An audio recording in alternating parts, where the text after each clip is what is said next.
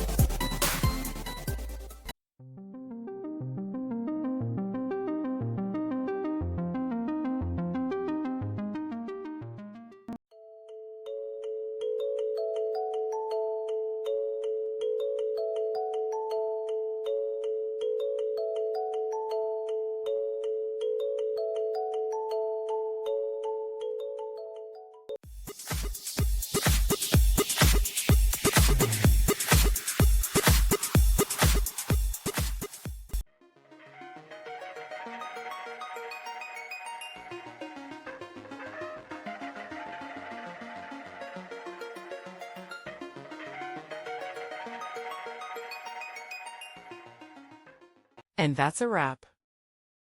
I hope you found the answer you were looking for. If you did, take a second to hit that subscribe button. It really helps out. And let me know in the comments which solution worked best for you. See you next time in the debug zone.